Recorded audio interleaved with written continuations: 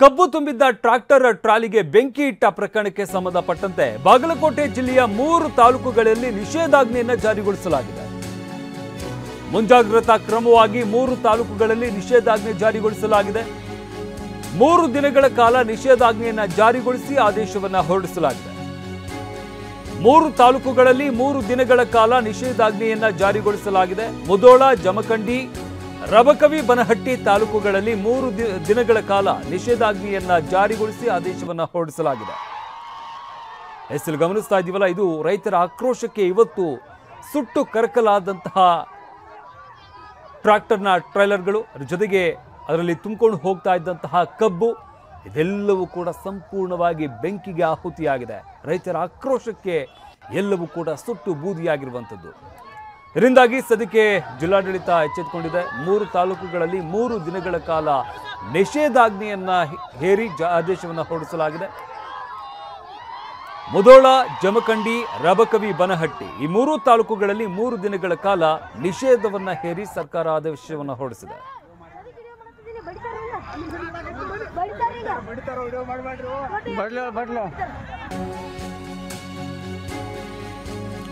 ಇನ್ನು ಕಬ್ಬು ತುಂಬಿದ ಟ್ರಾಕ್ಟರ್ಗಳಿಗೆ ಬೆಂಕಿ ಹಚ್ಚಿದ ಪ್ರಕರಣಕ್ಕೆ ಸಂಬಂಧಪಟ್ಟಂತೆ ಘಟನೆಯಲ್ಲಿ ಬಾಗಲಕೋಟೆಯ ಎಎಸ್ಪಿ ಕಾಲಿಗೆ ಗಂಭೀರವಾದಂತಹ ಗಾಯ ಆಗಿದೆ.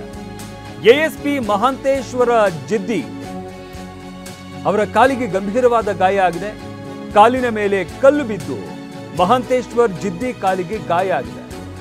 ಕಲ್ಲು ತೂರಾಟ ಉಂಟಾಗಿ ಕಾಲಿಗೆ ಬಲವಾದ ಪೆಟ್ಟು ಬಿದ್ದಿದೆ.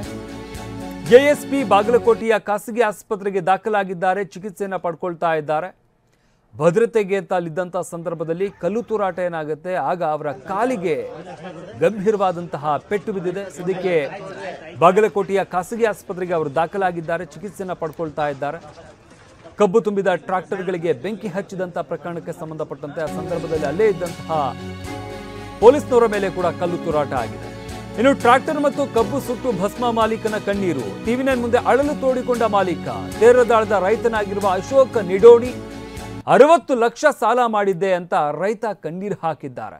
ಇವತ್ತು ಬೆಳಗ್ಗೆ ಕಬ್ಬಿನ ಲೋಡ್ ತಂದಿದ್ದಂತ ಅಶೋಕ್ ಗೋದಾವರಿ ಕಾರ್ಖಾನೆಗೆ ಲೋಡ್ ತಂದಿದ್ದಂತ ರೈತ, ಆದರೆ ಸಂಜೆ ಬೆಂಕಿಯಲ್ಲಿ ಟ್ರಾಕ್ಟರ್ ಮತ್ತು ಕಬ್ಬು ಸುಟ್ಟು ಭಸ್ಮವಾಗಿದೆ.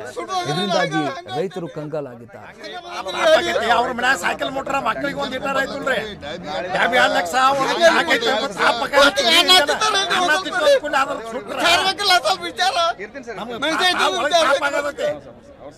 ನಮ್ ಗಾಡಿ ಸುಟ್ಟ ನಮ್ಮನ್ನ ಸುಟ್ಟಂಗದ. ಅವ್ರ ಮನ್ಯಾಗ ರೈತರ ಅದಾರಿಲ್ಲ, ಇದನ್ನ ಬಿಲ್ ಕೇಳೋ ರೈತರ ಅವ್ರ ರೈತರ ಮಕ್ಕಳನ್ನ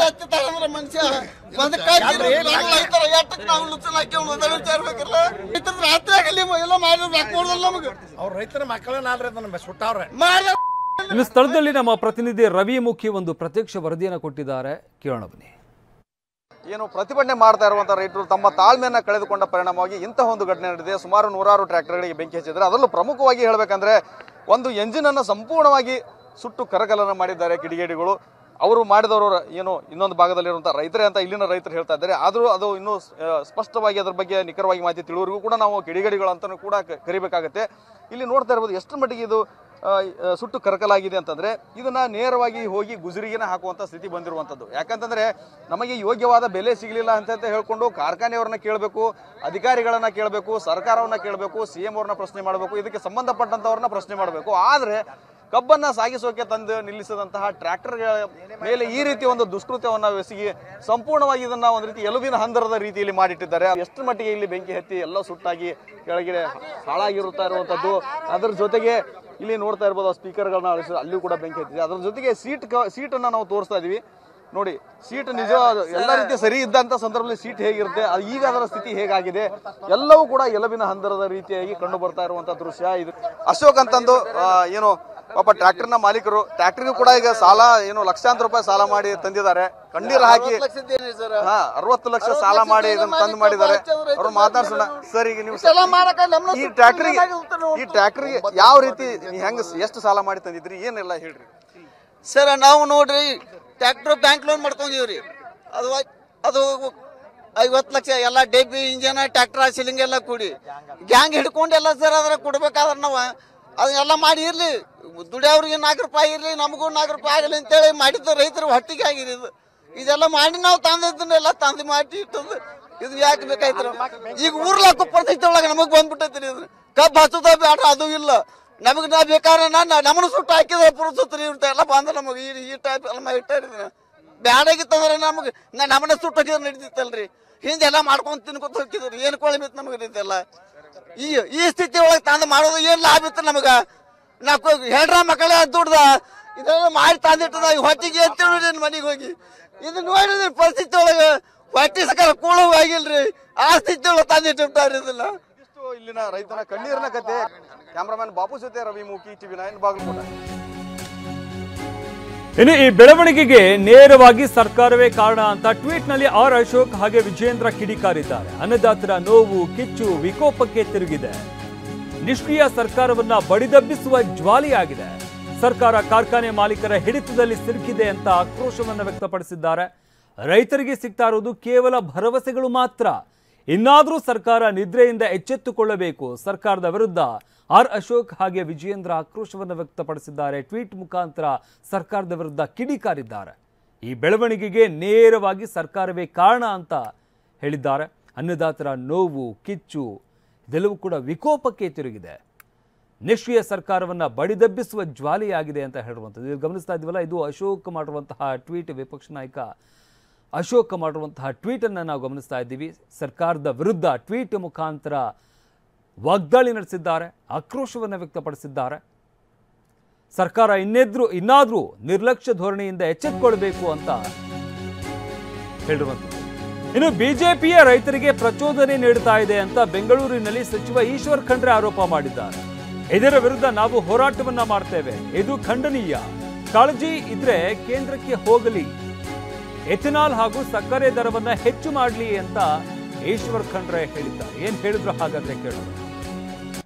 ಇವತ್ತು ಸಕ್ಕರೆ ನಿಯಂತ್ರಣ ಕಾಯ್ದೆ ಇದೆ. ಈ ಕಾಯ್ದೆಗೆ ಅನುಗುಣವಾಗಿ ಕೇಂದ್ರದವರು ಇವತ್ತು ಕಾಲಕ್ಕೆ ಫೇರ್ ಅಂಡ್ ರೆಮ್ಯುನೇಟರಿ ಪ್ರೈಸ್ ಅವರು ನಿಗದಿ ಮಾಡ್ತಾರೆ ರಿಕವರಿ ಪ್ರಕಾರ. ಆದರೆ ಇವತ್ತು ಏನು ಭಾರತೀಯ ಜನತಾ ಪಕ್ಷದವರು ವಿನಾಕಾರಣ ಇವತ್ತು ರೈತರಿಗೆ ಇವತ್ತು ಅವರು ಒಂದು ರೀತಿಯಲ್ಲಿ ಪ್ರಚೋದನೆ ಮಾಡುವಂಥ ರೀತಿಯಲ್ಲಿ ವರ್ತನೆ ಮಾಡುವಂಥದ್ದು ಖಂಡನೀಯ ಆಗಿದೆ. ಅವ್ರ ಹತ್ರ ಆ ರೀತಿ ಇದ್ರೆ ಹೋಗ್ಲಿ, ಮೋದಿಜಿಯವ್ರ ಹತ್ರ ಹೋಗಿ ಎಥನಾಲ್ ಬೆಲೆಯನ್ನು ಖರೀದಿ ಮಾಡ್ತಾ ಇದ್ದಾರೆ. ಅದು ಪೆಟ್ರೋಲ್ 100 ರೂಪಾಯಿ ಇದೆ.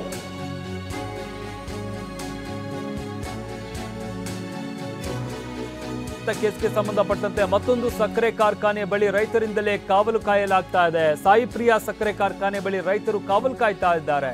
ಸಂಗಮೇಶ ನಿರಾಣಿಗೆ ಸೇರಿದಂತಹ ಸಾಯಿಪ್ರಿಯಾ ಕಾರ್ಖಾನೆ ಇದು. ಜಮಖಂಡಿ ತಾಲೂಕಿನ ಹಿಪ್ಪರಗಿ ತಾಲೂಕಿನ ಬಳಿ ಇರುವಂತಹ ಕಾರ್ಖಾನೆ.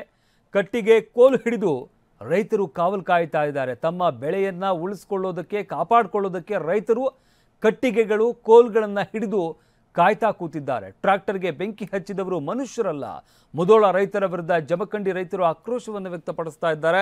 ಅವರು ನಮ್ಮ ಸಕ್ಕರೆ ಕಾರ್ಖಾನೆ ಕಡೆ ಬರಬಾರ್ದು, ಈ ಕಡೆ ಬಂದ್ರೆ ಸುಮ್ಮನಿರೋದಿಲ್ಲ ಅಂತ ರೈತರಿಗೇನೆ ವಾರ್ನಿಂಗ್ ಕೊಟ್ಟಿದ್ದಾರೆ.